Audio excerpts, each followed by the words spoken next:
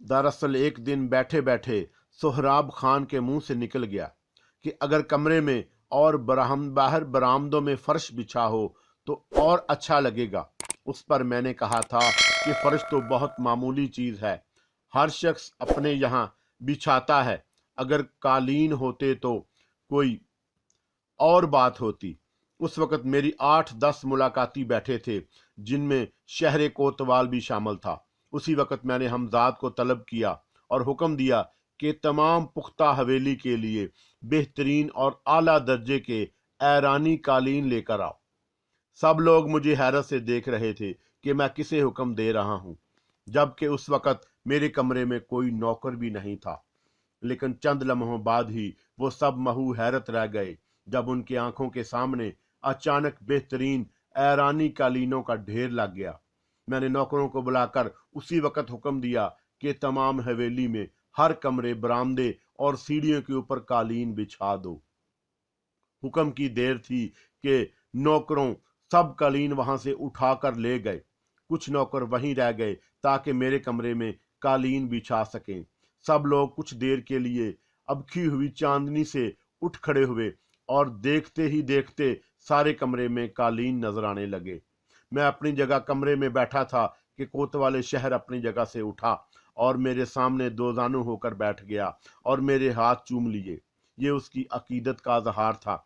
इससे पहले भी छोटे मोटे करतब मैं हमजाद की मदद से उन लोगों को दिखाता रहा था। वो सब मेरे अकीदतमंद हो गए थे। अब मेरे दोस्त भी, जिनसे पहले मेरी बेतकल्लुफी थी, एहतराम से मेरा नाम लेते थे और हमेशा मेरे सामने मोहतात मुअद्दब बैठते थे।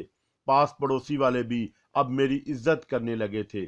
मैं जब भी हवेली से बाहर निकलता, लोग मुझे सलाम करने में पहल करते। उसके अलावा अब लोग मुझसे इसलिए भी खाइफ रहने लगे थे कि मेरे मुतकद्दीन में बड़े बड़े अफसरान भी शामिल थे, जो अक्सर मेरी हवेली के चक्कर काटते थे। मैं जिधर निकल जाता, लोग इज्जत और एहतराम से रास्ता देते। हर शख्स अब मुझे सिर्फ शेख साहब कहता था। करामत नवाब मुझे कोई कहता ही ना था, हालांकि मेरा पूरा नाम शेख करामत है। ठेकेदार ने वक्त से कुछ पहले ही तामीर का काम मुकम्मल कर लिया। अब हवेली का एक हिस्सा मुकम्मल हो चुका था।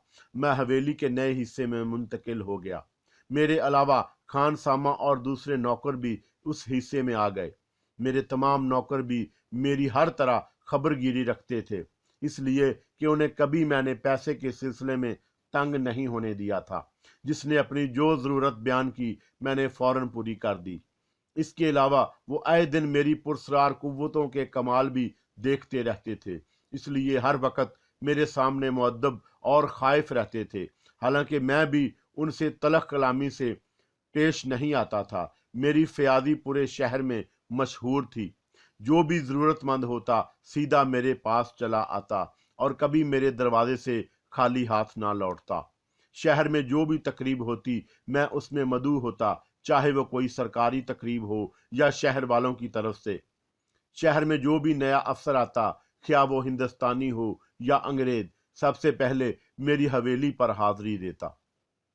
जिस दिन मैंने नए तामीर शुदा हिस्से में मुंतकिल हुआ, मैंने अपने अहबाब की दावत की, और वो दावत क्या थी, अच्छा खासा जश्न था।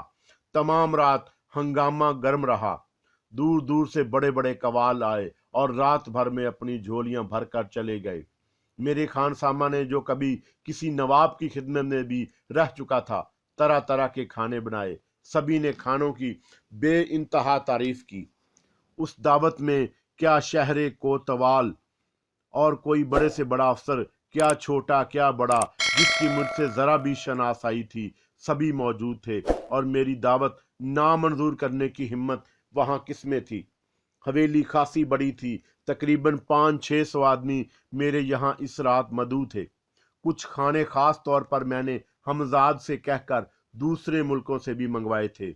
इसलिए मेरी दावत में 3-4 अंग्रेज अफसरान भी शामिल थे, जो अब से पहले मुझसे नहीं मिले थे। उन्होंने सिर्फ मेरी तारीफ ही तारीफ सुनी थी। मैंने उनके पास पहुंचकर पूछा, क्या वो अंग्रेजी खाने पसंद करेंगे। पहले वो कुछ झिझकते रहे, फिर बोले, यहाँ वो खाने कौन तैयार करेगा, रहने दे। मैंने कहा, क्या हुआ, मैं लंदन से मंगवा दूंगा।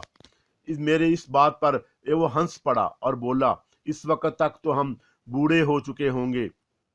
और वो अभी अपना फिक्रा भी पूरा ना कर पाया था कि उसके पास बैठे हुए एसपी पुलिस ने उसका हाथ दबाया और उसके कान में कुछ सरगोशी की।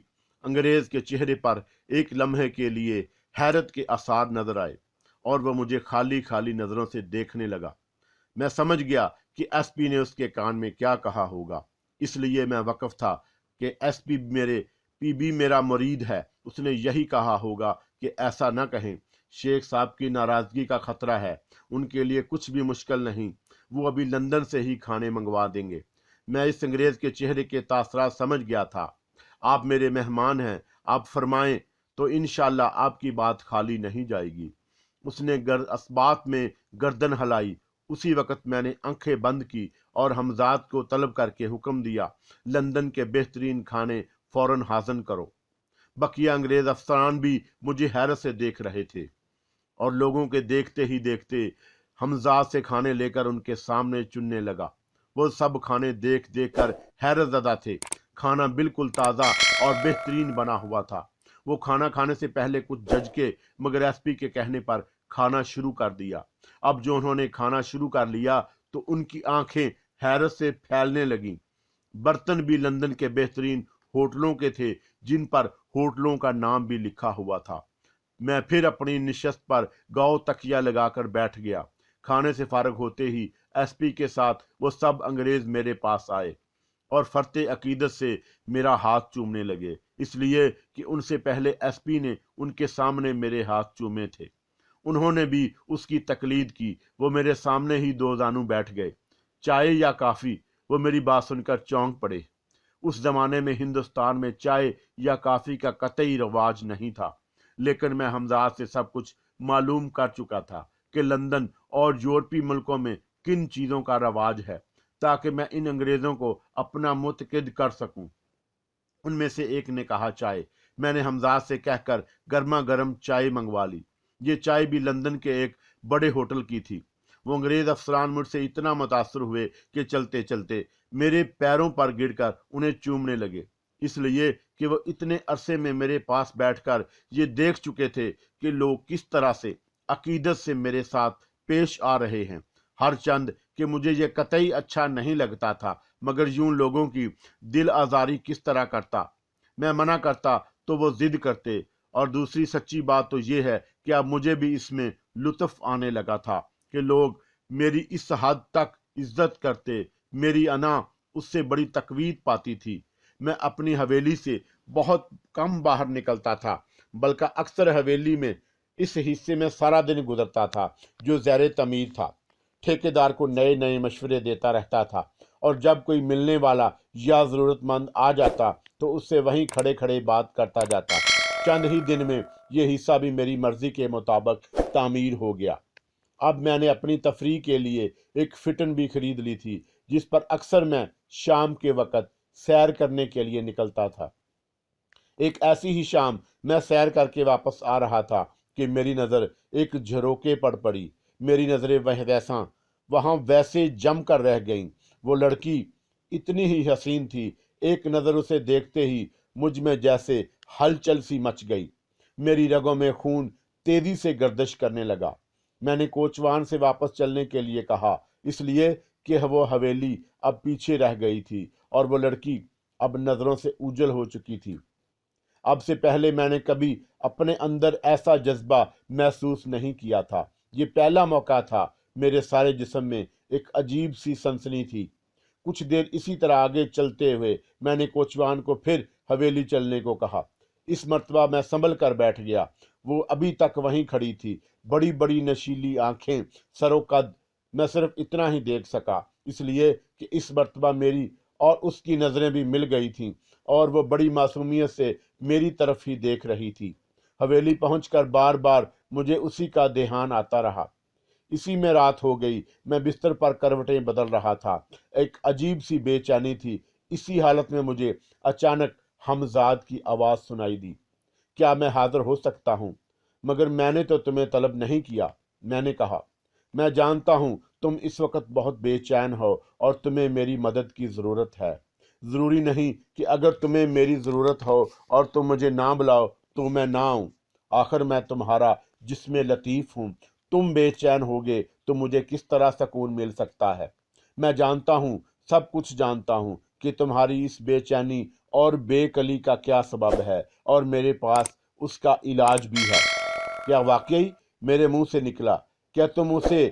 وہ میرے ادھورے جملے کا مقصد سمجھ گیا اور بولا، بالکل، میں اسے ابھی تمہاری خدمت میں حاضر کر سکتا ہوں، مگر میرا ایک مشورہ ہے کہ تم اس پر اپنی اصلیت ظاہر نہ کرو گے۔ دوسرا یہ کہ اسے میرے وجود کے بارے میں کچھ نہیں بتاؤ گے۔ پھر میں اس سے کیا کہوں گا؟ یہ میں تمہیں سمجھاؤں گا، حمزاد نے کہا۔ اس کے بعد وہ مجھے دیر تک سمجھاتا رہا۔ جب وہ اپنی بات ختم کر چکا تو چند لمحوں کے لیے غائب ہو گیا۔ اب اس کے ہاتھ میں مخصوص وعدہ کے کچھ کپڑے اور سامان تھا۔ اس نے مجھ سے یہ کپڑے پہننے کے لیے کہا۔ جب وہ میں عجیب و غریب کپڑے پہن چکا تو اس نے سامنے رکھا ہوا سونے کا تاج میرے سر پر رکھ دیا۔ میں نے آئینے میں خود کو دیکھا اور حیرت زدہ رہ گیا۔ اس لباس میں تو میری شخصیت ہی یکسر بدل گئی تھی۔ میں کسی گزرے زمانے کا شہزادہ لگ رہا تھا۔ میں اس وقت خود میں گم ہو کر رہ گیا، اس لیے حمزاد کی آواز سن کر ایک چونک پڑا اور وہ کہہ رہا تھا، میں اسے لینے جا رہا ہوں۔ وہ ایک مرتبہ پھر غائب ہو گیا اور میں سوچ رہا تھا کتنی عجیب بات ہے کہ اب تک جس لڑکی کے نام سے بھی واقف نہ تھا اور اب وہ میری آغوش میں ہوگی۔ میں کتنا خوش نصیب ہوں۔ ہاں، تم خوش نصیب ہو۔ دیکھو تمہارے بستر پر کون محو خواب ہے۔ یہ آواز حمزاد کی آواز تھی جس نے مجھے تصورات کی دنیا سے حقیقت کی دنیا میں کھینچ لیا۔ میں اس وقت کمرے میں اس بے چینی سے ٹہل رہا تھا اور جس وقت حمزاد مجھ سے مخاطب ہوا میری پشت بستر کی طرف تھی۔ میں اس کی آواز سن کر اچانک مڑا اور اس حسن خوابیدہ کو دیکھتا رہ گیا۔ وہ شام سے بھی زیادہ حسین دکھائی دے رہی تھی۔ تم جا سکتے ہو، میں نے حمزاد سے کہا اور اپنے بستر کی طرف بڑھ گیا۔ میرے بستر پر وہ سراپا قیامت لیٹی ہوئی گہری گہری سانسیں لے رہی تھی۔ اس کے نرم کالے کالے بال اس کے چہرے کے چاروں طرف بکھرے ہوئے تھے۔ میرا ذہن کوئی حسین تشبیہ تلاش کرنا چاہتا تھا۔ میں فرتے جذبات سے اس پر جھک گیا۔ میری گرم گرم سانسوں کی تپش سے اس کی نیند اچاٹ ہو گئی اور اس نے آنکھیں کھول دیں۔ مجھے اپنے اوپر جھکا ہوا دیکھ کر اس کی آنکھیں حیرت سے پھیل گئیں۔ مجھے لگا جیسے وہ چیخنا چاہتی ہو مگر خوف کے مارے اس کی قوت گویائی چھین چکی ہو۔ میں اس کی یہ حالت دیکھ کر سیدھا ہو گیا اور باروب آواز میں بولا، خوش نصیب ہو تم کہ ہم نے تمہارا انتخاب کیا۔ تمہیں گھبرانا نہیں چاہیے بلکہ اپنی قسمت پر ناز کرنا چاہیے۔ تم اس وقت ہمارے حضور میں ہو۔ مگر تم کون ہو اور میں کہاں ہوں؟ وہ پہلی مرتبہ بولی۔ اس کی آواز نمایاں طور پر کانپ رہی تھی۔ اے عرضی حور، تمہیں سب کچھ بتا دیں گے، سب کچھ، میں نے کہا، اور اس کے بعد وہ سب کچھ کہہ دیا جس کا مشورہ مجھے حمزاد نے دیا تھا۔ اس لیے اس طرح یہ ممکن تھا کہ میری اصل شخصیت چھپی رہ سکے اور حمزاد کے بارے میں کسی کو علم نہ ہو۔ میں کمرے میں ٹہل رہا تھا اور ایک فرضی کہانی اس لڑکی کو سنا رہا تھا، فرضی اور عجیب و غریب کہانی۔ میں اسے کہہ رہا تھا، یہ دنیا میری اپنی دنیا ہے، میں یہاں صدیوں سے آباد ہوں، میں اس دنیا کا اکیلا فرد ہوں، میں ہی اس کا خالق اور میں ہی اس کی مخلوق ہوں۔ یہ دنیا تمہاری دنیا سے بالکل مختلف ہے۔ کچھ دن سے مجھ پر میری تنہائیاں گراں ہونے لگیں اور میرے دل میں خیال آیا کہ میں اپنی دنیا سے باہر نکل کر دیکھوں، شاید میری دنیا کی طرح کوئی اور بھی دنیا اس کائنات میں موجود ہو۔ تو تم مجھے میری لامحدود اور پراسرار قوتوں نے بتایا کہ جس دنیا کا فرد ہوں اس چاروں طرف ایک اور وسیع و عریض دنیا آباد ہے اور وہ دنیا تمہاری دنیا تھی۔ میری دنیا کے اوپر ہی سطح پر کروڑوں اربوں مجبوراً چاروں افراد موجود ہیں۔ میں اپنی دنیا کے حصار توڑ کر باہر نکلا۔ میں نے وہاں دیکھا کہ اس پر مجھ سے ملتی جلتی ایک اور مخلوق آباد ہے جسے تمہاری دنیا والے عورت کہتے ہیں۔ مجھے عورت بہت پسند آئی اور پھر میں نے ایک طویل عرصے तुम्हारी दुनिया का सफ़र किया। मुझे तुम्हारी दुनिया की सबसे हसीन औरत की तलाश थी और उसे मैंने ढूंढ लिया और वो तुम हो। ये कहकर मैं उसके बराबर ही बिस्तर पर बैठ गया। वो लड़की हैरत से मेरे लिबास, वाज़ाकता और पूरे मौजूदा माहौल को देख रही थी। मुझे उसके चेहरे पर ऐसे तासरात नजर आए जैसे उसे मेरी बातें मानने में तामल हो। मुझे उसके चेहरे पर उलझन के आसार दिखाई दिए। शायद वो हालात को समझ नहीं पा रही थी। मैंने ये महसूस करके फिर बोलना शुरू किया, तुम्हें शायद मेरी बातें सुनकर यकीन नहीं आया। अगर वाकई ऐसा है तो सोचो तुम किस तरह यहाँ पहुँच गई। मैं चंद लम्हे के लिए रुका और वो खामोश थी। तुम अभी मेरी कुव्वते से पूरी तरह आगाह नहीं हो, मगर रफ्ता रफ्ता सब कुछ जान जाओगी। तुम्हारे लिए फिलहाल यही जानना काफी है कि तुम मेरी हो, सिर्फ मेरी। तुम्हें अब तुम्हारी दुनिया का कोई फानी इंसान हाथ नहीं लगा सकता। तुम्हें यहाँ कोई तकलीफ नहीं होगी। तुम्हें हर तरह से खुश रखा जाएगा। तुम्हारी खुशी ही में हमारी खुशी है। बल्कि हम तुम्हें इस बात का इख्तियार देते हैं कि तुम हमारी दुनिया में रहना चाहो तो हमेशा रहो, या फिर हमारे साथ रात गुजारने के बाद अपनी दुनिया में वापस चली जाओ। हम तुम्हें वापस भी भेज सकते हैं। हमारे इख्तियार में सब कुछ है, बोलो। मगर मेरी तो शादी तय हो चुकी है। यही नहीं बल्कि मंगनी की रस्म भी अदा की जा चुकी है। मैं अब किस तरह? वो सब कुछ भूल जाओ। अब तुम सिर्फ हमारी हो। तुम अपनी दुनिया के किसी भी इंसान की नहीं हो सकती। अगर किसी ने हमारी अमानत में खयानत करने की जसारत की तो हम उसे जलाकर खाक कर देंगे। मैंने सख्त लहजे में कहा। हम तुम्हारी हर ख्वाहिश पूरी कर देंगे। मैं कह रहा था, वो पहले कुछ झिझकी, कुछ शर्माई, मगर मेरी मुसलसल दस्त दराजियों ने आखिर उसे बेबस कर दिया। इससे पहले मैंने सिर्फ औरत के बारे में सुना था। आज वह सब कुछ देख भी रहा हूँ और अब मुझे अपने ऊपर काबू रखना मुश्किल हो रहा था और चंद ही लम्हों में जज्बात की ऐसी तेज रो चली कि मुझे अपने तन बदन का होश ना रहा। लड़की के चेहरे से साफ जाहिर हो रहा था कि वह मुझसे मुतासर हो गई है। मेरी मर्दाना वजाहत ने उसके दिल में जगह बना ली थी। जो कुछ भी हुआ था उसमें लड़की ने किसी जबर का तासर नहीं दिया था। उसका इतना जल्दी मुझसे मुतासर हो जाना हैरत अंगेज बात थी, लेकिन शायद उसमें भी मेरे हमजाद की पुरसरार कुव्वत कार फरमा हो। मैंने उसकी तरफ देखा तो उसने शर्मा कर दोनों हाथों से अपना मुंह छुपा लिया। मुझे इसकी ये अदा बहुत पसंद आई। मैंने उसकी कलाइयां पकड़कर चेहरे से हटाते हुए कहा, अब शर्माने से क्या हासिल, आप बड़े शरीर हैं। वो बोली, क्या आप हमें हमारे घर पहुंचा देंगे? क्यों नहीं, मगर अभी तो बहुत रात बाकी है।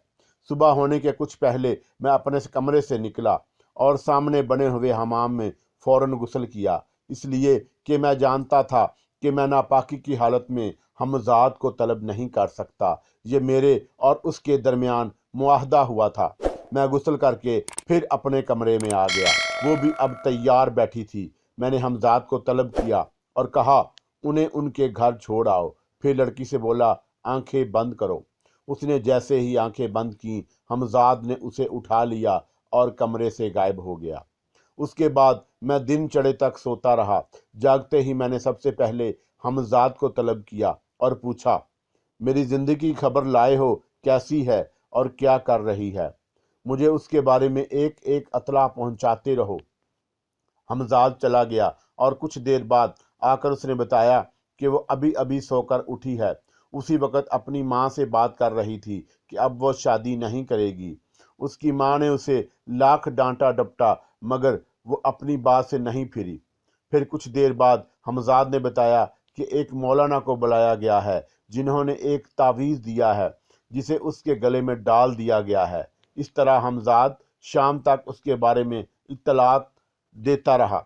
शाम के वक़्त उसने बताया कि उसने अपने गले में बेले के हार डाल लिए हैं। जब उसकी माँ ने उसकी वजह पूछी तो उसने बताया कि क्या खबर आज रात भी बुलाया जाए।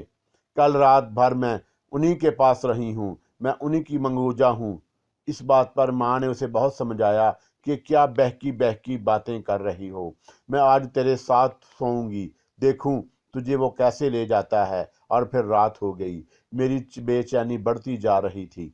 मैंने कल रात जिंदगी का जो लुत्फ उठाया था, उसके सामने तो तमाम दुनिया की आसाइशें और लज्जतें गैर नजर आ रही थी। जैसे ही रात के 12 बजे मैंने हमजाद को उसे बुलाने भेज दिया।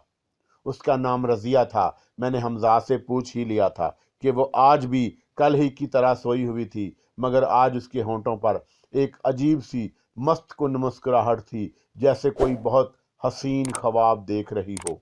मैंने हमजाद को रुखसत किया और कल की तरह आज भी उसे बेदार किया। उसने जागते ही मेरे गले में बाहें डाल दी और बोली, ख्वाब में भी तुम ही थे और अब आंख खोली है तो भी तुम ही नजर आ रहे हो। आज रात भी मैं उसके साथ रहा, यहाँ तक कि सुबह हो गई। फिर मैंने उसे हमजाद के सुपुर्द कर दिया। आज भी हमजाद को बुलाने से पहले गुस्ल करना नहीं भूला था। दूसरे दिन मुझे हमजाद से मालूम हुआ कि उसके घर में हंगामा हो गया है। हुआ यह कि रात सोते में उसकी माँ की आंख खुल गई। उसने देखा कि उसकी बेटी गायब है। उसने तमाम घर सर पर उठा लिया। रजिया का कहीं पता न था। वो लोग रात भर जागते रहे कि सुबह होगी तो रजिया को तलाश किया जाएगा, इसलिए कि उन्हें रजिया की इन बातों पर यकीन नहीं था कि वह रात को किसी और ही दुनिया में थी जिसका खालक उस पर आशिक हो गया है। उन बातों का उन्होंने रजिया के पागलपन पर मामूल किया था। रजिया की खाला कुछ समझदार थी। उन्होंने रजिया से भी कहा था कि अगर तुझे वो लड़का पसंद नहीं जहां से बात पक्की हुई है तो हम मंगनी तोड़कर तेरी शादी दूसरी जगह कर देंगे। लेकिन रजिया उसी पर अड़ी हुई थी कि अब उसकी शादी किसी इंसान के साथ नहीं हो सकती। सुबह के वक्त रजिया की माँ की आंख जरा लग गई तो उस वक्त हमजाद उसे घर छोड़ गया। जब रजिया की माँ उठी तो रजिया को अपने हमरा सोता देखकर हैरत ज़दा रह गई। उन्होंने रजिया को फौरन जगाया और पूछा कि वो रात कहाँ गई थी और किस तरह, और फिर कैसे वापस आ गई, जबकि अंदर से हवेली का फाटक बंद था। रजिया का यही एक जवाब था। नतीजा ये कि उसे मौलवियों को दिखाया गया, मगर ला हासिल। आखिर बात यहाँ तक पहुंची कि उसके ससुराल वालों को भी ये खबर हो गई कि लड़की शादी से मुनकर है और उस पर कोई जिन है। वहां से फौरन मंगनी टूट गई। उसके अलावा तमाम रिश्तेदारों में ये बात फैल गई कि अब कोई रजिया की मां को रिश्ता देने पर आमादा नहीं था। रजिया हर रात मेरे पास होती थी। जाहिर है उसका कुछ ना कुछ अंजाम तो होना ही था। रजिया का पांव भारी हो गया। अब मैंने रजिया को बुलाने में नागा शुरू कर दिया और मेरी हालत ये थी कि औरत का ऐसा आदी हुआ कि बगैर उसके चैन ही ना पड़ता था। आखिर मजबूर होकर मैंने हमजाद से कहा, किसी और लड़की को लाओ। रजिया का आना मेरे पास बंद हो गया। उसके बाद मैंने उसकी कोई अतला भी नहीं मंगाई। मैं एक और लज्जत में गुम था और ये खुर्शीद थी। लेकिन उसके साथ भी कुछ दिन बाद वही हादसा हुआ जो उससे पहले रजिया के साथ हो चुका था। तंग आकर मैंने हमजाद से कहा, मुझे हर रात नया जिस्म चाहिए। नतीजा ये कि अब तकरीबन हर रात मेरी आगोश में एक से एक हसीन जिस्म होता। मैं हर लड़की को वही मन घड़त कहानी सुनाता कि मैं एक और ही दुनिया का फर्द हूँ, और कुछ पसोपेश के बाद वो मेरी बातों पर यकीन कर लेती। यहाँ तक कि ये वादा भी कर लेती कि सिवाय मेरे अब वो किसी से शादी नहीं करेगी। उनके जिस्म का सारा सुख सिर्फ मेरे लिए होगा, मगर उनके साथ सिर्फ एक रात गुजार उन्हें हमेशा के लिए भुला देता। मुझे इस बात का बखूबी अंदाजा हो चुका था कि मुझ में लड़कियों के लिए बेपनाह कशिश है। मैं न सिर्फ उन्हें अपने खूबसूरत रंगो रूप से मुतासर करता हूँ, बल्कि उन्हें भरपूर तपाक भी देता हूँ। रफ्ता रफ्ता ये बात सारे शहर में फैल गई, इसलिए कि कई लड़कियां हामला हो चुकी थीं। ये इसरार किसी की समझ में नहीं आता था। बात पुलिस तक पहुंच गई और तमाम लड़कियां एक ही आदमी का हुलिया बताती थीं और उस पर बजिद होती थी कि वो इस दुनिया का इंसान ही नहीं, और ये कि वो उसकी मनकूजा हैं और किसी से शादी नहीं करेंगी। मैंने ये हालात देखकर हमजाद से कहा कि ज़रूरी नहीं कि तुम शहर की लड़कियां लाओ, दूसरे शहर भी तो हैं। और उसी रात हमजाद मीट के नवाब साहब की नोखेज लड़की उठा लाया और खिलाफ तवक्का ये लड़की मुझे बेइंतहा पसंद आई। हालांकि उसने मेरे साथ कतई इश्तराक नहीं किया था। सुबह होने से पहले मैंने उसे वापस कर दिया, लेकिन सुबह उठते ही उसने हंगामा कर दिया। उसने अपनी माँ को वो सब कुछ बता दिया जो रात हुआ था। नवाब साहब के कानों में ये बात पड़ी और वो गुस्से में लाल हो गए, मगर मामला इस नौइयत का ना था कि समझ से बाहर था। फौरन नवाब साहब किसी खास तबीब तलब करने चले गए, जिन्होंने तस्दीक की लड़की सच कहती है, इसके साथ जबरदस्ती नहीं की गई है। मौलवियों और आमलों को बुलाया गया। उन्होंने बताया कि ये काम किसी आमल का है जो गुनाह की राह पर पड़ गया है। अब अमल का पता किस तरह लगे, इस तमाम हंगामे में रात हो गई। मैंने रात होते ही हमजाद से कहा कि आज फिर लाओ, मगर कुछ देर बाद ही हमजाद वापस खाली हाथ लौट आया और बोला कि आमलों ने उसके गिर्द हिसार खींच दिया है, जिसमें मैं दाखिल नहीं हो सकता। मैं तुम्हारे लिए दूसरी लड़की लाए देता हूँ, आज रात उससे काम चलाओ। हमजाद मेरे लिए एक और हसीन लड़की ले आया, मगर वो रह कर मुझे नरगस ही की याद सताती रही। नरगस जो मीठ नवाब साहब की लड़की थी और जिसके गिर्द आज हिसार खींचा गया था। सुबह नरगस से पूछा गया कि रात भर तुम्हें किसी ने बुलाया था। उसने बताया, हाँ, रात भी वो आए थे, मगर वो मेरे करीब नहीं आ रहे थे, मुझे दूर ही से बुलाते रहे।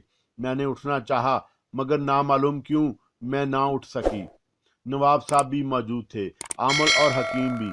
नवाब साहब बोले, ये तो बड़ी खतरनाक बात है। आखिर हम कब तक रात रात भर जाकर इसकी हिफाजत करते रहेंगे? कब तक इसे हसार में कैद रखेंगे? क्या किसी तरह आप लोग ये मालूम नहीं कर सकते कि वो कौन मरदूद आमल है? तमाम आमलों और हकीमों को नवाब साहब की बात सुनकर सांप सूम गया, मगर अचानक बड़े हकीम साहब ने उस खामोशी को तोड़ा। ये मालूम किया जा सकता है कि वो अमल कहाँ है, फिर आसानी से उसके बारे में भी तहकीक हो सकती है कि पहले ये मालूम हो जाए कि वो किस शहर में है। मगर उसके लिए एक मर्तबा फिर नरगस को वहां जाना पड़ेगा। क्या कह रहे हैं आप? हकीम साहब, नवाब साहब चीखे।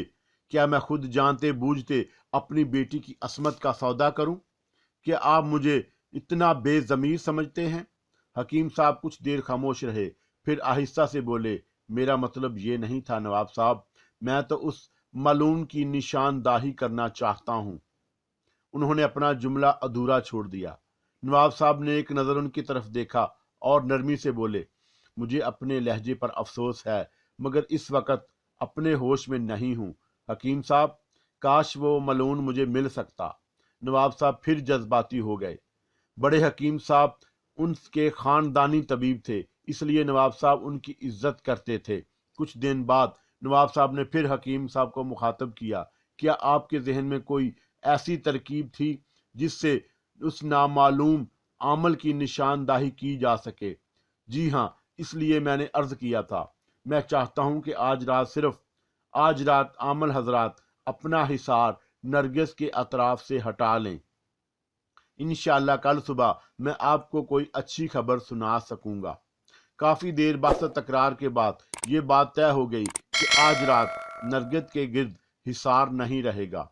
मुझे एक एक बात की इतला हमजाद ने बताई थी।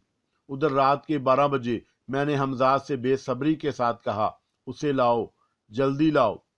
चंद ही लम्हों बाद नरगिस मेरे पास थी। सुबह से पहले पहले मैंने उसे रुखसत करने के लिए गुस्ल किया और अपने कमरे में आ गया। मुझे देखकर वो बोली, क्या आप हमें अपने शहर की कोई चीज नहीं खिलाएंगे? मैंने कहा, क्यों नहीं, और फिर फौरन ही हमजाद से पेड़े लाने को कहा। पेड़े आ गए, कुछ उसने खाए और कुछ मैंने खाए, और फिर बोली, अच्छा अब हमें पहुंचा दीजिए। मैंने हमजाद को उसे पहुंचाने के लिए कहा। उनके जाते ही मैं सो गया। दोपहर के करीब मैं उठा तो हमजाद के जरिए नरगिस की इतला मिली। वहां से अजीब ही खबरें आईं। उसके गिर्द हिसार फिर खींच दिया गया है। बड़े हकीम साहब नरगिस को देखने आ रहे थे। उन्होंने नरगिस से कहा, तुम लाई, और नरगिस ने उनके सामने पेड़ा रख दिया। हकीम साहब ने सर हिलाया। इस वक्त नवाब साहब भी मौजूद थे, तो वो बोले, क्या हुआ हकीम साहब? वो शख्स बदायों में से है, हकीम साहब ने पुरसकून लहजे में कहा। क्या? नवाब साहब तकरीबन उछल पड़े। जी हाँ, तस्दीक कर लीजिए, ये पेड़े बदायूं के ही हैं। ऐसे पेड़े पूरे हिंदुस्तान में और कहीं नहीं बनते। हकीम साहब ने नवाब साहब की तरफ देख कर कहा, आपने तो कमाल कर दिया, जो काम अमल ना कर सके वो आपने कर दिया। नवाब साहब इंतहाई ममूनियत से बोले। फिर उसके बाद उन्होंने फौरन चंद आमलों और अपने कुछ खास आदमियों को बदायूं रवाना कर दिया कि वहां जाकर पता लगाएं कि क्या वहां कोई आमल है। ये जानकर मैं कुछ मुतफिक्र हुआ कि उन्हें मेरे बारे में इल्म हो चुका है। मुझे हवस ने इतना अंधा कर दिया था कि सब कुछ जानते बूझते भी मैंने मोहतात रवैया इख्तियार ना किया। शायद इसकी वजह यह है कि मुझे खुद पर कुछ ज़रूरत से ज़्यादा ही घमंड हो गया था। मैं समझता था कि मैं जब चाहूँ और जो चाहूँ कर सकता हूँ, मेरा कोई कुछ नहीं बिगाड़ सकता। मेरे कब्जे में बहुत बड़ी ताकत है, इसलिए मैं सब कुछ खामोशी से देखता रहा कि जब चाहूँगा हालात अपने हक में कर लूँगा। और वो लोग उसी दिन बदायूं पहुंच गए। बदायूं पहुंचकर बहुत जल्द उन्हें मालूम हो गया कि यहाँ शेख करामत से बड़ा कोई और आमिल नहीं। शेख करामत के बारे में उन्हें एक एक बात मालूम हो गई। वो तमाम तहकीक करके वापस चले गए। नवाब साहब ने फौरन बात आला अफसरान को बता दी, जिन्होंने बदायूं के अफसरान को हुक्म दिया कि मुझे गिरफ्तार कर लें और तहकीक करें कि क्या मामला है। मगर जाहिर है कि मुझ पर हाथ डालना आसान काम नहीं था। बदायूं में सभी मेरे मुतकिद थे। उन्होंने साफ जवाब दे दिया कि वह मेरे खिलाफ कुछ नहीं कर सकते, इसलिए कि उन्हें यकीन है कि मेरे ऊपर इल्ज़ाम लगाया गया है। लेकिन फिर भी आला अफसरान को खुश करने और खानादारी करने के लिए उन्होंने मेरी हवेली के इर्द गिर्द पुलिस का पहरा लगा दिया कि कोई लड़की आती जाती तो नजर नहीं आई। जाहिर है कि दरवाजों से तो होकर कोई लड़की भी नहीं आती थी, फिर पुलिस कैसे देख सकती थी। बाकी पुलिस के पहरों के लिए अफसरान ने मुझसे बहाना किया कि हमने हजूर की हिफाजत के लिए ऐसा किया है। लेकिन मैं जो सब कुछ जानता था फौरन बोला, मुझे सब कुछ मालूम है, मुझसे कुछ छिपाओ नहीं। इसके बाद मैंने वो सब कुछ बता दिया जो हमजाद के जरिए मुझे मालूम हुआ था। मेरी बात सुनकर एसपी और अंग्रेज अफसरान बहुत मरगूब हुए और फौरन पहरा हटाने के अहकामात जारी कर दिए और अफसरान को मतला किया कि उन्होंने मेरे ऊपर से पहरा हटा दिया है, इसलिए कि वो पूरी तरह हर बात की तस्दीक कर चुके हैं। अफसरान ने फिर तंबीह की और कहा कि हम खुद तहकीक के लिए एक कमीशन भेज रहे हैं, इसलिए कि ये मामला मीराट के नवाब साहब का है, जिन्हें अंग्रेज सरकार हर हाल में खुश रखना चाहती है। ये कमीशन बदायूं पहुंचकर खुफिया तहकीकात करेगी। उधर नवाब साहब ने आमलों से भी मशवरा किया इस सिलसिले में क्या किया जाए। आमलों ने नवाब साहब को बताया कि हमारा इल्म कहता है कि उसके कब्जे में उसका हमजाद या जिस्म लतीफ़ है, जिसके ज़रिए वो तमाम ऐसे काम कर लेता है। उसे हमजाद के होते हुए उसे मारने की कोशिश करें, इसलिए कि अकेला हमजाद सैकड़ों हजारों के लिए काफ़ी है। एक सूरत है उसे मारने की, उसे इस ऐसे वक़्त कत्ल किया जाए जब उसका हमजाद उसके पास ना हो, और ये एक ही वक़्त हो सकता है, यानी जिस वक़्त वो नापाक हो। नापाकी की सूरत में वो अपनी मदद के लिए हमजाद को नहीं बुला सकता, इसलिए कि कोई भी हमजाद नापाकी की हालत में कभी अपने आमल के पास नहीं जाता, चाहे आमल उसे बुलाता ही रहे। नवाब साहब को ये तजवीज़ पसंद आई और वो बोली, वो खबीस अपनी आदत का गुलाम मालूम होता है। यकीनन वो रोज ही किसी न किसी मासूम लड़की की जिंदगी तबाह करता होगा, इसलिए ऐसे ही वक़्त उस पर हमला करके उसे कत्ल कर दिया जाए। नवाब साहब की इस बात पर आमलों ने भी इत्तफाक किया। नवाब साहब ने उसी वक़्त अपने परवदरवर्दा गुंडों को तलब किया और उनके सपुर्द ये काम किया कि बदायूं जाकर मुझे कत्ल कर दिया जाए। उस वक़्त जब मैं किसी लड़की के साथ अपनी हवस की प्यास बुझाने में मसरूफ हूँ। वो गुंडे तादाद में 15-20 थे, खासी सेहतमंद और तंदुरुस्त जिस्म के मालिक। तय ये हुआ कि कल सुबह ये चंद आमलों के हमरा जिन्होंने मेरी हवेली देखी है बदायूं रवाना हो जाएंगे और कल रात ही मुझे कत्ल कर दिया जाएगा। आदमी ख्वाह कितना ही बहादुर और नडर हो, लेकिन जब उसके इल्म में ये बात आ जाए कि उसके कत्ल की तैयारियां हो रही हैं तो वो कुछ तफक्कर ज़रूर करता है। इस सिलसिले में उलझन ज़रूर होती थी, लेकिन हमजाद की मौजूदगी में मैं खतरा तो बहरहाल नहीं था। मैं हमजाद की तमाम पुरस्कार कुव्वतों से बड़ी अच्छी तरह से आगाह था, जिनके सामने नवाब साहब के गुंडे तो क्या, बड़ी से बड़ी ताकतें सुरंगो हो सकती थीं। यही सब सोचकर मैंने फैसला किया कि नवाब साहब के गुंडे बदायूं आ जाएं तो उन्हें मजा चखाऊं। मैं बेचैनी से उनकी आमद का मुंतज़िर था। मुझे इल्म था कि अभी मेरे कातिल बदायूं में दाखिल नहीं हुए हैं। मैं इन्हीं ख्यालों में उलझा हुआ था कि मेरे नौकर ने इत्तला दी कि कोतवाले शहर और चंद देगर अफसरान मुझसे मिलने के ख्वाहिशमंद हैं। मैंने उन्हें अंदर ही भेजा। वो लोग आए तो मैंने देखा कि उनके हमरा पुलिस वालों की खासी तादाद है और कुछ पुलिस वाले कमरे के बाहर भी ठहर गए हैं। एसपी उन्हीं के साथ था। मैंने देखा कि उनके हमरा कुछ अजनबी चेहरे भी हैं। ये एक अंग्रेज था। एसपी और कोतवाले शहर के चेहरों से फिक्रमंदी का इजहार हो रहा था। आखिर एसपी ने महरे सकूत तोड़ दिया। शेख साहब, इनसे मिलिए, आप आज ही दारुल हुकूमत से तशरीफ लाए हैं। एसपी ने अजनबी अंग्रेज की तरफ इशारा करते हुए कहा। मैंने उसकी तरफ मसाफे के लिए हाथ बढ़ाया। मिस्टर माइकल, आप इस तहकीकाती कमीशन के एक मेंबर हैं जो आपके बारे में छानबीन करने के लिए दारुल हुकूमत से यहाँ भेजा गया है। मैंने माइकल की तरफ देखा। मैंने उसकी आंखों में देख रहा था। माइकल ने चंद ही लम्हों में घबराकर नजरें नीची कर ली। मुझे आपसे मिलकर खुशी हुई मिस्टर माइकल, मैंने कहा। मैं आपको लेने आया। हमारा चीफ जॉन विलियम आपकी गिरफ्तारी का आर्डर दे दिया है। माइकल पहली मर्तबा बोला। मैंने देखा उसकी निगाहें झुकी हुई थी। गालबन मुझसे कुछ मरूब था। मुमकिन है एसपी कोतवाले शहर ने उसे मेरे बारे में कुछ बता दिया हो। मैंने एक लम्हे के लिए आंखें बंद की और हमजाद का तस्वर किया। वो फौरन हाजिर हो गया। उसके आते ही मैंने हुक्म दिया, जिसे बकिया तमाम लोग भी सुन रहे थे और हैरत से मेरी तरफ देख रहे थे। किससे बात कर रहा हूं, जबकि बज़ाहिर उनके और मेरे सिवा कमरे में और कोई वजूद नहीं था। मैं कह रहा था, फौरन मालूम करो ये मरदूद जॉन विलियम कौन है, क्या चाहता है। उसके बारे में तमाम मालूमात हमें इसी वक्त चाहिए। हमजाद मेरा हुक्म सुनकर फौरन चला गया और चंद ही लम्हों में वापस आकर मुझे बताने लगा। जॉन विलियम इस तहकीकाती कमीशन का सरबराह है जो नवाब की शिकायत पर अंग्रेजी सरकार ने यहाँ भेजा है। वो निहायत सख्त गिर और आम अंग्रेजों के बरखिलाफ तो तवाहम परस्त नहीं।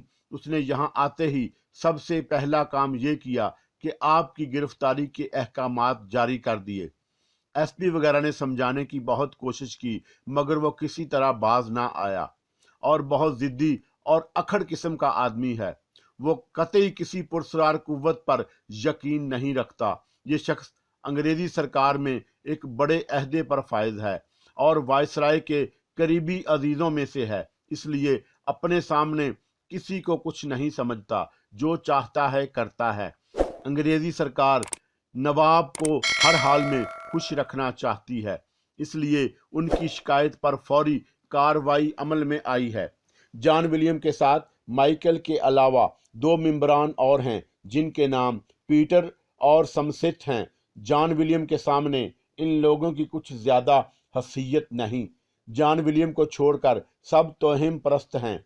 हमजाद ने तफसील से सब कुछ बता दिया और मेरे किसी दूसरे हुक्म का इंतजार करने लगा। मैंने हाथ के इशारे से उसे रुखसत कर दिया। हमजाद ने मुझे जो इत्तला दी थी उन्हें सवाए मेरे सब बेखबर थे, इसलिए कि हमजाद की आवाज़ सिर्फ मैं ही सुनने के अहल था। एसपी और दूसरे अफसरान मेरी खामोशी देख रहे थे। उन्हें हिम्मत नहीं थी कि वो कुछ कह सकें। मेरा चेहरा इस वक्त गुस्से से सुर्ख था। आखिरकार मैंने कहा, जॉन विलियम को गालबन इस बात पर बहुत फख्र है कि वो वायसराय का करीबी अजीज है। बे खुदा मैं उसे वो सबक दूंगा कि वो ता जिंदगी याद करेगा। चलो मैं तुम्हारे साथ चलता हूँ, मुझे तुम लोगों की नौकरियां अजीज हैं। अगर मैं तुम्हारे हमरा ना चला तो या तुम मुझे ना ले जा सके तो वो खबीस तुम सबको मुअत्तल कर सकता है, जो मैं नहीं चाहता। मेरी बात सुनकर एसपी की आंखें फरते अकीदत से भीग गईं और उसने आगे बढ़कर हाथ चूमते हुए कहा, सरकार हम मजबूर बेबस हैं, आप हुक्म फरमाएं तो मैं अभी ये जलील नौकरी छोड़ दूंगा जिसकी वजह से मैं अपने मुर्शिद को गिरफ्तार करने आया हूं। सरकार मुझे हुक्म दीजिए। नहीं, हरगिज नहीं, मैंने कहा और माइकल की तरफ देखा जो अब किसी तरफ सहमा हुआ दिखाई दे रहा था। उसके इल्म में था कि जॉन विलियम वायसराय का करीबी अजीज है और वो बात बहुत कम लोग जानते थे। वो मेरी पुरस्रार कुव्वतों से मरूब नजर आ रहा था। मैंने उसे मुखातब किया, माइकल मैं जानता हूँ तुम बेकसूर हो, तुम ही क्या उसके सामने पीटर और समसत भी बेबस हैं, हालांकि वो दोनों जॉन विलियम की तरह खबीस नहीं। मेरी ये बातें सुनकर माइकल की आंखें हैरत से फैल गईं। वो मेरी जुबान से पीटर और स्मिथ का नाम सुनकर हैरत ज़्यादा था। मैंने लोहा गर्म देखकर एक और ज़रब लगाई।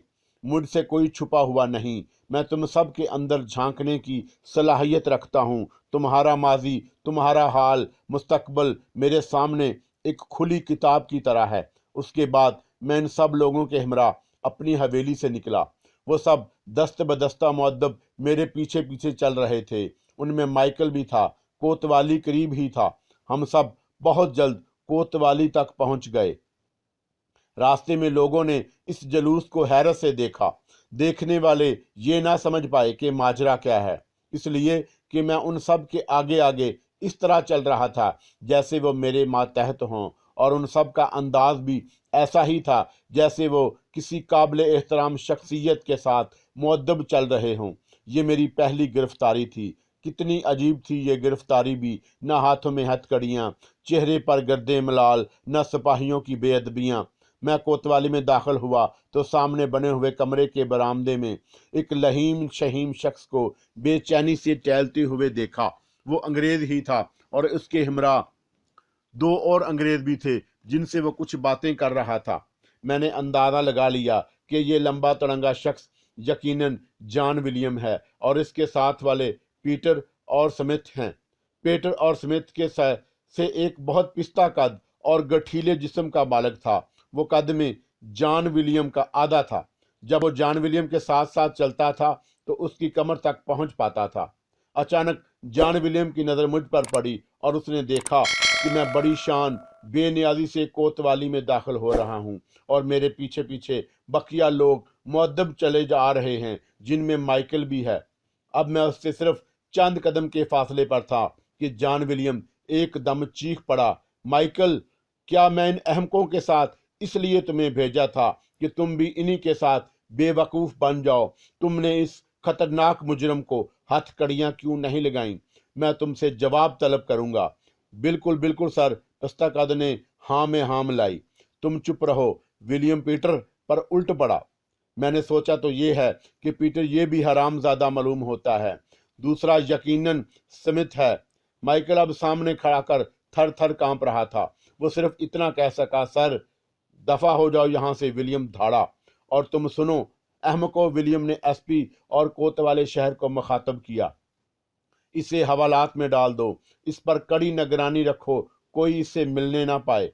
एसपी जरा झटका, लेकिन विलियम की दूसरी फटकार पर वो बुखला गया और मेरी तरफ देखे बगैर उसने मेरा हाथ पकड़ा और सामने बनी हुई हवालात की तरफ चल दिया। मैं खामोशी से उसके साथ चल रहा था। हवालात के बाहर खड़े हुए सिपाही ने उसे सलूट किया और फौरन हवालात सलाखों वाला दरवाज़ा खोल दिया। जब एसपी मुझे हवालात में बंद कर रहा था, मैंने देखा कि उसकी आंखों से आंसू बह बह कर रुखसारों को नम कर रहे थे और वह रोंदे गले से कह रहा था, मुर्शद, मुझे गुनाहगार को माफ़ कर देना। मैंने उसके सर पर हाथ फेरा और बोला, तुम बेफिक्र रहो, हालात बहुत जल्द बेहतर हो जाएंगे और तुम देखोगे इस मगरूर का सर हमारे कदमों में झुका हुआ होगा। उसने जल्दी से अपने आंसू साफ किए और बगैर कुछ कहे वापस चला गया। میں نے حوالات کا جائزہ لیا۔ یہ ایک بہت ہی چھوٹی سی کوٹری تھی جس میں صرف ایک آدمی لیٹ سکتا تھا۔ یہاں بڑا تعفن تھا جو مجھے سخت ناگوار گزرا، مگر حوالات کا دروازہ بند ہو چکا تھا اور میں دروازے کی سلاخوں سے لگا سامنے دیکھ رہا تھا، جہاں ابھی تک جان ولیم وغیرہ موجود تھے اور سمتھ اور پیٹر سے محو گفتگو تھا، اور کوتوالے شہر ایس پی کے برابر کھڑا تھا۔ کچھ دیر بعد میں نے دیکھا کہ جال ولیم نے ایس پی سے کچھ کہا اور اپنے ساتھیوں کے ہمراہ کوتوالی سے نکل گیا۔ صرف مائیکل وہاں رہ گیا۔ جانی ولیم کے وغیرہ کے جاتے ہی ایس پی اور دوسرے افسران فوراً حوالات کی طرف آئے اور مجھے حوالات سے نکالتے ہوئے بولے، مرشد، اس زحمت کے لیے ہم معافی چاہتے ہیں، آئیے آپ ہمارے ساتھ کمرے میں بیٹھیں۔ میں ان سب کے ہمراہ حوالات سے نکل کر بڑے آرام دہ کمرے میں آ کر بیٹھ گیا۔ میرا وہاں پہنچتے ہی ایس پی نے اپنے تمام ماتحت کو حکم دیا، دیکھو تم اپنے کچھ آدمی کوتوالی آنے والے راستوں پر سادہ کپڑوں میں متعین کر دو، وہ جیسے ہی اس خبیث ولیم کو ادھر آتا ہوا دیکھیں تو ہمیں مطلع کر دیں۔ اس کے ساتھ ہی وہ شخص باہر نکل گیا جسے ایس پی نے مخاطب کیا تھا۔ ایس پی نے مجھ سے کہا، مرشد، اس ظالم نے مسٹر مائیکل کو اپنے کمیشن سے باہر کر دیا ہے اور فوراً دارالحکومت جانے کا حکم دیا ہے۔ اب وہ شام آنے کے لیے کہہ گیا ہے۔ مجھے اس کے ارادے خطرناک معلوم ہوتے ہیں۔ وہ کہہ رہا تھا کہ وہ تشدد کر کے آپ سے سب کچھ قبول کروا لے گا۔ ہم سب کا خیال ہے کہ آپ یہاں سے اس کے آنے سے پہلے نکل جائیں، بعد میں جو کچھ ہوگا ہم بھگت لیں گے۔ زیادہ سے زیادہ یہی تو ہو سکتا ہے کہ ہمیں معطل کر دیں گے۔ نہیں، یہ ہرگز نہیں ہو سکتا۔ میں اپنی وجہ سے تم لوگوں کو مصیبت میں نہیں ڈال سکتا۔ یہ معاملہ اب میرا اور اس کا ہے، میں بھگت لوں گا۔ تم خاموشی سے سب کچھ دیکھتے جاؤ، یہ میرا حکم ہے۔ تم اس معاملے میں قطعی مداخلت نہیں کرو گے۔ مگر اس کے ارادے تو اس مرتبہ کوتوالے شہر نے کہنا چاہا، مگر میں نے اس کی بات کاٹ دی۔ کچھ نہیں، تم لوگ بس دیکھتے رہو کہ کیا ہوتا ہے۔ آپ نہیں جانتے وہ بہت ظالم ہے۔ اس مرتبہ ٹوٹی پھوٹی اردو میں مائیکل نے کہا، مسٹر مائیکل، میری خواہش ہے کہ شام تک تم بھی کسی بہانے رک جاؤ تاکہ خود اپنی آنکھوں سے اس کی بے بسی دیکھ سکو۔ میں نے مائیکل سے کہا، یہ نہیں ہونے دے گا۔ وہ ام کو فوراً جان کا حکم دیا ہے۔ اگر ام نہیں جائے گا تو خیر تمہاری مرضی، بہرحال تم سن لو گے کہ اس کا کیا حشر ہوا ہے۔ اس کے کچھ دیر بعد مائیکل ہم سے رخصت ہو کر چلا گیا۔ اسے دارالحکومت پہنچنا تھا۔ جاتے وقت اس نے بھی جھک کر بالکل ایس پی کی طرح میرے ہاتھ چومے تھے اور میں نے اس کے سر پر ہاتھ پھیر کر دعا کی تھی۔ یہ سب لوگ ایک بڑی کوٹھی میں ٹھہرائے گئے تھے اور اس وقت جان ولیم بھی وہیں گیا ہوگا۔ وہ حویلی یہاں سے بہت دور ہے، اس لیے آپ اطمینان سے بیٹھیں، وہ شام سے پہلے یہاں نہیں آئے گا۔ کوتوال نے کہا، پھر ایس پی سے بولا، کھانے کا وقت قریب ہے، میں گھر سے کھانا منگوائے لیتا ہوں۔ کیا خیال ہے آپ کھانا کھایا جائے؟ وہ اس کی ضرورت نہیں، آج ہم تم دونوں کی دعوت کریں گے، بولو کیا کھاؤ گے؟ میں نے دونوں کسی کی طرف دیکھا۔ ایس پی نے کہا، نہیں مرشد، میں اپنے گھر سے منگوا لیتا ہوں۔ آپ اس خادم کو بھی خدمت کا موقع دیجئے۔ میں اس کی بات سن کر مسکرایا اور بولا، مگر ہمیں تو بھوک بہت زور کی لگی ہوئی ہے، کیا تم 1 منٹ کے اندر کھانا منگوا سکتے ہو؟ میری بات سن کر وہ لاجواب ہو گیا، یہ تو مرشد ہی کے بس میں ہے۔ اس نے سر جھکا کر کہا، تو پھر ہماری دعوت قبول کرو، عزت افزائی ہے مرشد کی۔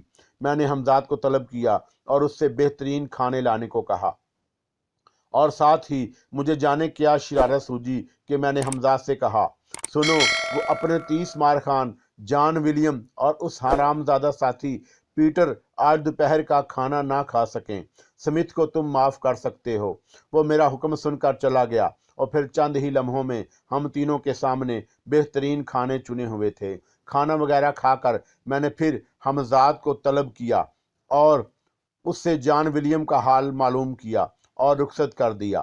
میں ایس پی کو بتا رہا تھا، تمہارا شیر سخت غضب میں مبتلا ہے۔ مجھے ابھی معلوم ہوا ہے کہ جیسے ہی خان سامہ نے اس کے سامنے کھانا لگایا، اس نے کھانے کے لیے ہاتھ بڑھایا، سالن کی پلیٹ خود بخود دوڑ کر اس کی صاف و شفاف کپڑوں پر اوندھی ہو گئی۔ यही हाल उस बोने पीटर का हुआ और वो अपने मातहतों के सामने बहुत शर्मिंदा हुआ। वो सब साथ बैठकर ही खाना खा रहे थे। उसने फिर कपड़े बदले और दोबारा खाने के लिए बैठ गया। इस मर्तबा खाने की प्लेट ने उसके चेहरे का हदफ बनाया था। वो चीखने लगा था। उसकी आंखों में मिर्चें भर गईं। वो इस वक्त अपने बिस्तर पर भूखा पड़ा तड़प रहा है और अब उसमें इतनी हिम्मत नहीं कि वो दोबारा खाना खाने बैठ जाए। अलबत्ता स्मिथ खाना खा चुका है। उसने विलियम को समझाया भी है कि वो मुझे रिहा कर दे, वरना इसी तरह की मुसीबतों और अजाबों में मुब्तला रहेगा। मगर उसने सख्ती से स्मिथ को डांट दिया है और कहा है कि शाम को वो मेरी खाल में भुस भर देगा। मैंने तफसील से तमाम बात एसपी और कोतवाल को बताई तो उनके चेहरों से पता चलता था कि उन्हें मेरी बात का पूरा यकीन है। मेरे इल्म में था कि हमजाद के नादीदा हाथों ने जॉन विलियम और पीटर की ये दुर्गत बनाई है, लेकिन मैंने हमजाद के बारे में एसपी और कोतवाल को कुछ नहीं बताया। वो सिर्फ इतना जानते थे कि मेरे बस में चंद नादीदा पुरस्रार कुव्वतें हैं जिनके जरिए मैं जो चाहूं कर सकता हूं। इन्हीं खुशगपियों में शाम हो गई। कुछ देर बाद ही एसपी के मातहत ने इतला दी कि जॉन विलियम और उसके साथी कोतवाली की तरफ आ रहे हैं। मेरी इमा पर एसपी ने मुझे फिर हवालात में बंद कर दिया। मैंने देखा कि जॉन विलियम आंधी तूफान की तरह कोतवाली में दाखिल हुआ। कोतवाल और एसपी अपनी कुर्सियों से उठ खड़े हुए, जो विलियम की इतला पाकर बरामदे में आ बैठे थे। जॉन विलियम ने आते ही मेज पर हाथ मार के कुछ कहा तो कोतवाल फौरन हवालात की तरफ दौड़ा और मुझसे बोला, हजूर वो सख्त गुस्से में है और उसने हुक्म दिया है कि आपको बरामदे के सामने वाले नीम के पेड़ से बांध दिया जाए। मगर कुछ नहीं, वो तुम्हें जो हुक्म देता है उसकी तामील करते रहो। मेरा हुक्म है, मैंने सख्ती से कहा। कोतवाल मेरा अंदाजा देखकर कांप गया। वो मेरी खफगी किसी तरह नहीं चाहता था। वो मुझे लेकर बरामदे के सामने आया और सिपाहियों को हुक्म दिया कि मुझे पेड़ के तने से बांध दिया जाए। सिपाही महू हैरत थे कि ये क्या माजरा है। अभी जिस शख्स का इतना एहतराम कर रहे थे उसकी ये दुर्गत बना रहे हैं। सिपाही पहले कुछ झटके, लेकिन जॉन विलियम की एक ही फुटकार ने जैसे उनके मुर्दा जिस्मों में रूह डाल दी। उनके हाथ अब मशीनी तौर पर चल रहे थे। अब वो मुझे पीटर के तने से बांध रहे थे। चमड़े का भीगा हुआ कोड़ा वलीम धाड़ा। कुछ ही देर में दो सिपाही एक नांदा उठाकर ला रहे थे जिसमें चमड़े के दो कोड़े भीगे रहे थे। जैसे ही सिपाही मुझे बांधकर अलग हटे, जॉन विलियम एक कोड़ा उठाकर मेरी तरफ बढ़ा। अभी वो बरामदे से नीचे भी ना उतर पाया था कि मैंने हमजाद को तलब किया और फिर लोगों ने जो कुछ देखा वो बहुत हैरत अंगेज था।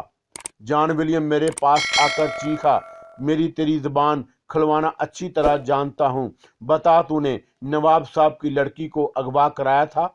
बोल, वरना मैं तेरी खाल उतार दूंगा। वह साफ उर्दू बोल रहा था। ये पहले ही से मेरे इल्म में था कि जॉन विलियम भी उन्हीं अंग्रेज़ों में से एक है जो रमूज़ हुकूमत में उस बात को भी ज़रूरी समझते हैं कि जहाँ हुकूमत की जाए वहाँ की ज़ुबान भी अच्छी तरह आनी चाहिए ताकि बेहतर तौर से हुकूमत कर सकें।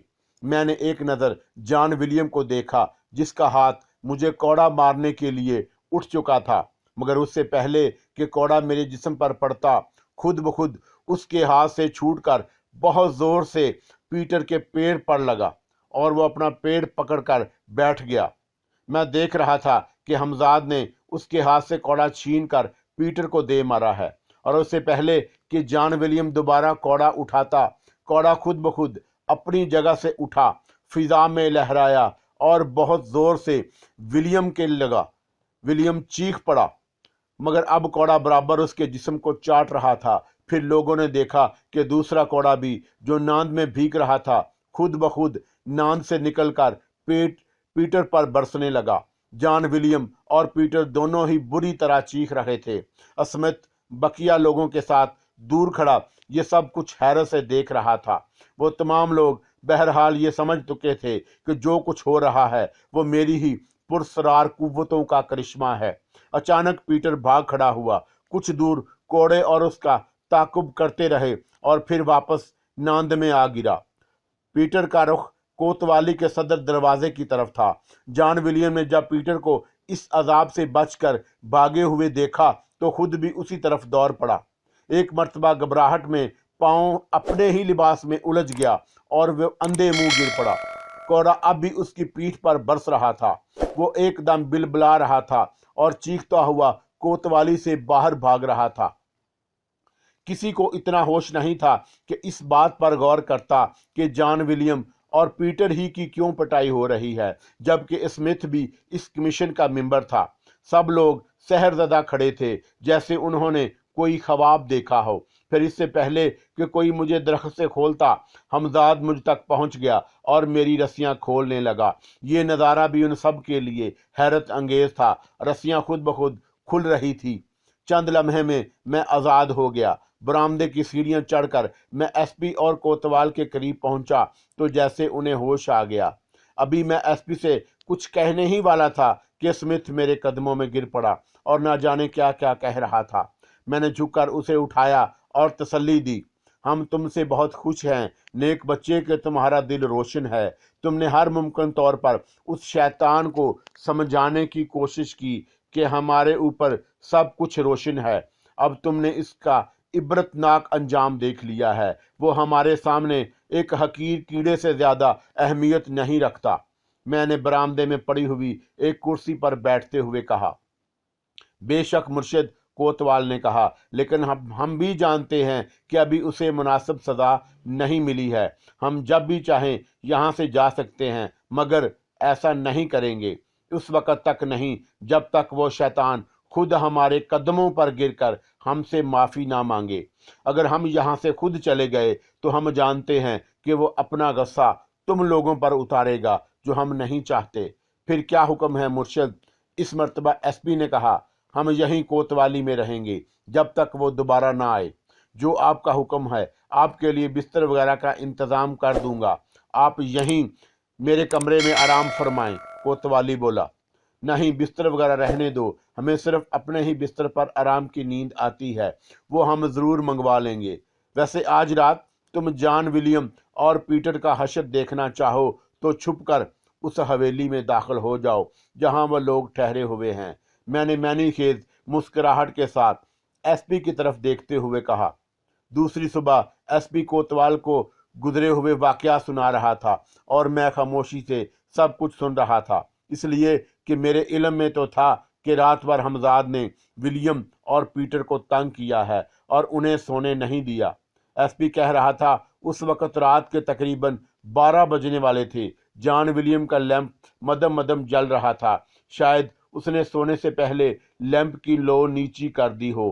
पहले की खिड़की किस कदर खुली हुई थी जिससे लगा हुआ मैं खामोशी के साथ अंदर देख रहा था। विलियम को अपने बिस्तर पर सोते हुए मेरे साथ इस वक्त स्मिथ भी खामोशी से खड़ा था। अचानक मैंने किसी के जोर जोर से हंसने की आवाज़ सुनी। आवाज़ विलियम के कमरे से आ रही थी। मैंने देखा विलियम उसी तरह बेखबर सो रहा था। फिर ये आवाज़ कहाँ से आ रही है? मैं अभी सोच ही रहा था कि किसी के चीख और सिसकारियों सी आवाज़ सुनाई दी। मैंने घबरा कर फिर कमरे में देखा। चीख की आवाज़ से विलियम भी जाग गया। वो कमरे की छत की तरफ देख रहा था और उसकी आंखें फटी की फटी रह गईं। अब जब मेरी नज़र ऊपर उठी तो मुझे भी एकदम चक्कर सा आ गया। वो मंजर इतना ही हैरत अंगेज था। छत के साथ फिजा में पीटर उल्टा लटका हुआ था, बल्कि लटका हुआ कहना भी गलत है। वो फिजा में मुअल्लक था। वो ऐन विलियम के बिस्तर के ऊपर मुअल्लक था। इस वक्त उसकी आंखों से आंसू बहकर विलियम के बिस्तर पर गिर पड़े थे। फिर न जाने क्या हुआ, एकदम जोर जोर से हंसने लगा। ये सूरत हाल बड़ी मज़ाक़ खेज थी। पीटर लगातार हंस रहा था जैसे उसे कोई गुदगुदा रहा हो। अब उसे हंसते देखकर शायद विलियम की कुछ हिम्मत बंधी। वो सख्ती से बोला, पीटर क्या हो गया है तुझे? उसकी आवाज़ से मैंने महसूस किया कि वो खौफजदा है। पीटर अब भी हंस रहा था, हंसे जा रहा था। उसने विलियम की बात का कोई जवाब ना दिया। ऐसे लगता था जैसे वो कुछ कहना चाहता हो मगर हंसी रोकने पर कादर ना हो। फिर एकदम रोने लगा। चीखने लगा, बचाओ बचाओ। उसके साथ ही वो जॉन विलियम को फहश फहश गालियां देने लगा, जिसकी वजह से वो भी उस अजाब में मुब्तला हुआ था। फिर वो बेबसी से फिजा में हाथ पांव मारने लगा और किसी नादीदा कुव्वत से माफी मांगने लगा। उसके साथ वो फिजा से एकदम विलियम पर गिर पड़ा और वह सर के बल गिरा था। नीचे बिस्तर था, वरना उसके सर के 2 हिस्से हो जाते। जैसे ही नीचे गिरा, जॉन विलियम उछल पड़ा और अचानक उसने पीटर पर घूंसों की बारिश कर दी। पीटर पिट रहा था और उसे गालियां बक रहा था, इसलिए कि वह जिस्मानी तौर पर वो विलियम से बहुत कमजोर था और सिर्फ गालियां ही बक सकता था। फिर ना जाने क्या हुआ कि जिस पलंग पर वो दोनों थे वो एकदम उलट गया। अब वो दोनों जमीन पर पड़े हुए थे और पलंग ऊंधा पड़ा हुआ था, लेकिन अब विलियम की बारी थी।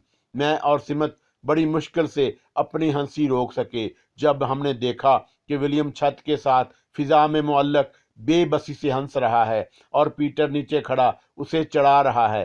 गर्ज के रात भर यही तमाशा होता रहा। एसपी ने अपनी बात मुकम्मल करते हुए कहा, मेरा ख्याल है कि वो दोनों इस वक्त सो रहे होंगे, इसलिए कि रात बड़ी मुश्किल से गुजारी है और अब शायद वो 11 बजे तक ही लौटेंगे। यकीनन जॉन विलियम के नाम दारुल हुकूमत से एक पैगाम भी आया है कि वो यहाँ आ जाए तो उसे दिया जाए, अगर वहीं भिजवाओ। तो कोतवाल अभी ये कह रहा था कि इंस्पेक्टर ने इतला दी कि जॉन विलियम आ रहा है और साथ में पीटर और स्मिथ भी हैं। मैंने फौरन कहा, तुम लोग मुझे उसी तरह हवालात में बंद कर दो। मुझे फिर हवालात में बंद कर दिया गया और अभी कोतवाल बरामदे तक ही पहुंचा था कि मैंने जॉन विलियम वगैरह को देख लिया। वो लोग कोतवाली के सदर दरवाजे से दाखिल हो रहे थे। मैंने दूर से देखा कि जॉन विलियम का चेहरा सस्ता हुआ और आंखें सुर्ख हैं। ना तो वो ठीक तरह से सोया था और ना ही कल से खाना नसीब हुआ था। मैंने खाना और नींद उससे छीन लिए थे। मैंने हमजाद को तलब करके हुक्म दिया कि जॉन विलियम और पीटर ना कुछ खा पाए और ना ही सो पाए। कल रात भी विलियम सोया नहीं था, बल्कि उस पर नीम बेहोशी सी तारी हो गई थी, जिससे एसपी ने समझा था कि नींद है। भूख, बेख्वाबी और जिस्मानी और जहनी अजियत के सामने अच्छे अच्छे बोल जाते हैं, मगर वो जालिम भी जॉन विलियम था, शैतान, जिद्दी और खुदसर। वो बरामदे में आकर बैठा तो मुझे उसकी तेवरियों से अंदाजा हुआ कि वो कोई खतरनाक इरादा रखता है। उसने आते ही सबसे पहले वो खत पढ़ा जो दारुल हुकूमत से उसके नाम आया था। फिर कुछ देर बैठा हुआ ना जाने क्या सोचता रहा। खत उसके सामने खुला हुआ था। यकीनन ये कोई अहम खत है जिसने उसे शैतान को फिक्रमंद कर दिया है। मेरे दिल में तजस्सुस पैदा हो गया। कोतवाली में इस वक्त सन्नाटा थारी था, जिसे सबको साफ सूंघ गया हो। एसपी और कोतवाल एक तरफ पड़ी हुई कुर्सियों पर खामोशी से बैठे थे। स्मिथ और पीटर जॉन विलियम के सामने मेज की दूसरी तरफ बैठे थे। मैंने हमजाद को तलब किया और उसे खत का मजमून मालूम करने को कहा। उसने मुझे बताया खत गवर्नर साहब का है, जिसमें उन्होंने लिखा है कि नवाब साहब हुकूमत पर जोर डाल रहे हैं कि मुजरम को गिरफ्तार कर लिया जाए और हुकूमत हर हाल में उन्हें खुश रखना चाहती है, इसलिए फौरन मुजरम को गिरफ्तार करके दारुल हुकूमत पहुंचा दिया जाए। किसी तफ्तीश की ज़रूरत नहीं। मैंने देखा कि उसने कुछ लिखने के लिए कलम उठाया। ज़ाहिर है कि वो अहकामात सादर करने वाला था कि मुझे अब जेल में डाल दिया जाए। मैंने हमजाद को तलब करके हुक्म दिया कि उसे रोक दो, ये कुछ भी ना लिखने पाए और उसे किसी तरह इस पर मजबूर कर दो कि हमारे सामने झुक जाए। हमजाद ने बताया कि अभी वह सिर्फ मुजरम शेख करामत ही लिख पाया था कि दूसरे ही लम्हे हमजाद उस तक पहुंच गया। कलम उसके हाथ में था और वो आगे कुछ लिखना चाहता था, मगर किसी नादीदा हाथ ने उसे रोक दिया था। अब वो एक लफ्ज भी नहीं लिख सकता था। उसने झंझला कर अपने हाथों को झटका दिया और फिर लिखना चाहा, मगर कलम रुक गया। मैंने देखा कि उसके चेहरे पर खौफ की परछाइयां रक्स करने लगीं। उसने मुड़कर मेरी तरफ देखा और एक लम्हे के लिए उसकी नजरें मुझसे मिल गईं। फिर ना जाने क्या हुआ, उसकी गर्दन उसी तरह मुड़ी की मुड़ी रह गई। वो घबरा कर खड़ा हो गया और कलम मेज पर फेंक दिया। स्मिथ اور پیٹر کی حالت دیکھ رہے تھے۔ وہ وحشت زدہ سا لگ رہا تھا۔ اچانک پیٹر بولا، سر جلدی سے آرڈر دے کر چلیے، مجھے یہاں ڈر لگ رہا ہے، اسے جیل بھیج دیجیے تاکہ۔ لیکن وہ ابھی اپنا جملہ پورا نہیں کر پایا تھا کہ ایک دم چیخ پڑا اور بقیہ لوگ بھی خوف زدہ نظر آنے لگے۔ وہ سمجھ چکے تھے کہ کھیل شروع ہو چکا ہے۔ ہوا یہ کہ میز پر پڑا ہوا لکڑی کا رول خود بخود اٹھ کر بہت زور سے پیٹر کے سر پر پڑا تھا، اور وہ لوگ سنبھلنے بھی نہ پائے تھے کہ ان کی آنکھوں نے ایک اور حیرت انگیز منظر دیکھا۔ قلم خود بخود قلم دان سے اٹھا اور کاغذ پر کچھ لکھنے لگا۔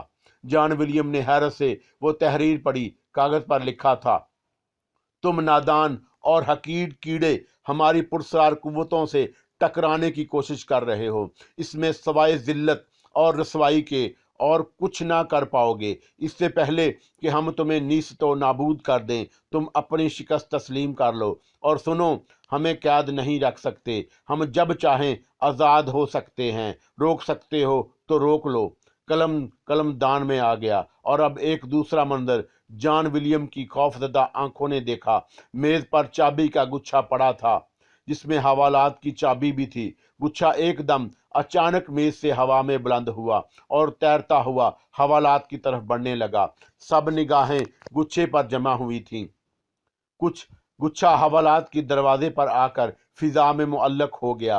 حوالات کے دروازے پر متعین سپاہی چیخ کر بے ہوش ہو گئے، اور پھر گچھے سے ایک چابی نکل کر حوالات کے بڑے تالے میں داخل ہو کر گھوم گئی۔ حوالات کا تالا کھل چکا تھا۔ پھر چند ہی لمحے میں حوالات کا دروازہ خود بخود کھل گیا اور میں باہر آ گیا اور برآمدے کی طرف بڑھنے لگا۔ باوقار انداز میں چلا جا رہا تھا جہاں ولیم وغیرہ بیٹھے تھے۔ وہ سب جیسے پتھر کے ہو گئے تھے اور ایک ٹک مجھے گھورے جا رہے تھے۔ میں نے اسے اپنے پیچھے حوالات کا دروازہ بند ہونے اور پھر تالا لگنے کی آواز سنی۔ اب گچھا مجھ سے آگے آگے فضا میں تیرتا ہوا برآمدے کی طرف بڑھ رہا تھا۔ صرف میں اور حمزاد کی حرکات دیکھ سکتا تھا۔ حمزاد گچھا میز پر رکھ کر نہ جانے کیوں ایک زور کا تمانچہ پیٹر کے سرخ گال پر جڑ گیا، جس کی آواز سے ولیم اچھل پڑا۔ پیٹر اپنا گال سہلا رہا تھا۔ میں اب برآمدے کی سیڑھیوں تک پہنچ چکا تھا۔ میں جیسے ہی برآمدے کی سیڑھیاں چڑھ کر اوپر پہنچا، پیٹر ایک دم اپنی کرسی چھوڑ کر اٹھا اور میرے قدموں پر گر پڑا۔ میں نے اسے اٹھایا تو وہ تھر تھر کانپ رہا تھا، جیسے بہت زور کی سردی لگ رہی ہو۔ جان ولیم کو ابھی اچانک نہ جانے کیا ہوا کہ اپنی جگہ سے اٹھ کر اس نے میرا دامن پکڑا اور زمین پر بیٹھ گیا، اور اس کی آنکھوں میں آنسو تھے۔ وہ روندے ہوئے گلے سے کہہ رہا تھا کہ میں ہار گیا، آپ یقیناً بہت بڑے بزرگ ہیں، میں نے آپ کو سمجھنے کی غلطی کی تھی، میں اس وقت تک آپ کا دامن نہیں چھوڑ سکتا جب تک آپ مجھے معاف نہ کر دیں گے۔ وہ زاروں قطار رو رہا تھا۔ Come and fly away with me. Come and fly away with me. Come and fly